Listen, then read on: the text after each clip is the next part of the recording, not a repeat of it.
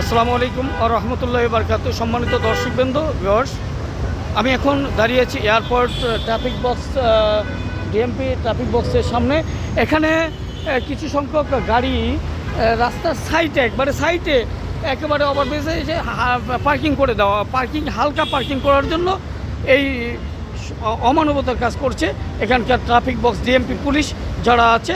তারা এখানে ধরে ধরে এক একটা গাড়িতে 2000 টাকা জরিমানা করে হয়েছে। যেই ভুক্তভোগী এখন যিনি এইমাত্র 2000 টাকা দিয়ে এসছেন, আমি এখানে ছিলাম, দেখার পরে আমি দাঁড়িয়ে গিয়েছি এবং ওনার কাছ থেকে আমরা শুনবো। এখন বলেন তো কি হয়েছে আপনার ভাই? আমি এয়ারপোর্টে আসলাম, আসার পরে এখানে এসে একটু দাঁড়াইলাম, একটু দাঁড়াইছি। জি।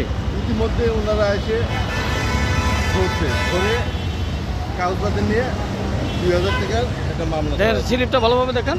2000 টাকার একটা মামলা দিয়েছে। আচ্ছা আচ্ছা, 2000 টাকা একটা মামলা ধরে দিয়েছে, তাই না? হ্যাঁ। আচ্ছা, এরকমভাবে ওনারা সারাদিন এরকম করছে। ওনাদের এরকম যদি 100টা মোটরসাইকেল ধরে 102 লাখ টাকা ইনকাম চায়। ফার্স্ট টাইম আমি তাকে রিকোয়েস্ট করলাম যে আমি একটু দাঁড়ানোর সাথে সাথে আমি তাকে একটু দাঁড়াইছি। দাঁড়ানোর সঙ্গে সঙ্গে যে মামলা হবে এটা আমি ভাবতে পারিনি।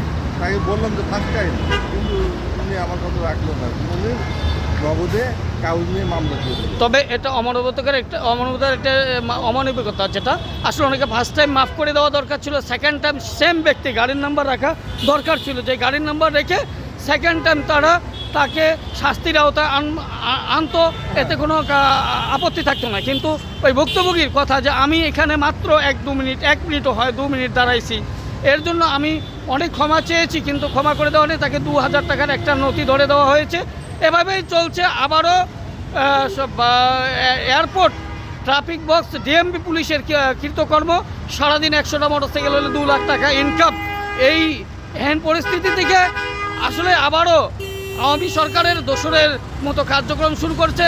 এই বিষয়ে খতিয়ে দেখার জন্য সম্মানিত কর্তৃপক্ষ সহ সচেতন মিডিয়াদের দৃষ্টি আকর্ষণ করছি। আমি অবশ্য ট্রাফিক এখানে সার্জেন্ট ছিল, ওনার সঙ্গে বলেছি আপনি সারাদিন আজকে জয়টায় গাড়ি ধরবেন। আমরা সন্ধ্যার সময় এখানে এসে এই গাড়িগুলো হিসাব নেব কয়টা ধরেছেন আপনি। আমি ইনশাল্লাহ আগামী আজকে বিকালবেলা ঠিক 4টার সময় 5টার সময় এখানে চলে আসব। এই ভুক্তভোগী মানুষটা 2000 টাকা, সে সারাদিন একটা বাইক চালায়, সে 500 থেকে 800 টাকা 1000 টাকা হয়ে 1 মিনিট কত হচ্ছে, তিনি 2000 টাকা তার জরিমানা দেওয়া লাগলো। সে অনেক মাপ চেয়েছে। আমি আজকে প্রথম, আমাকে দ্বিতীয়বার আমি পাবেন না। অনেক রিকোয়েস্ট করার পরও আপনাকে ছাড়িনি না। ঠিক আছে ভাই, কী নাম আপনার? মিরপুরে বাসা শুনছিলাম, মিরপুর 6 নম্বরে ওনার বাসা। আসলে ভদ্র মানুষ একজন। হয়তো অনেকে দেখা গেছে যে চাকরির পাশাপাশি বা তার এক কথায় পারিবারিক পাশাপাশি একটু চালায় বাইক রেখে, কিন্তু এইরকম এহেন অবস্থা হলে 2000 টাকা সে যদি জরিমানা দেয়, তাহলে 2000 টাকা উঠাতে 3 দিন লাগবে। তাহলে কেমনে? আর নগদ টাকাটাও টাকা জরুরি, কিন্তু আসলে তো তার নেই। দেখা গেছে আর একটা কেস খেয়ে গেল।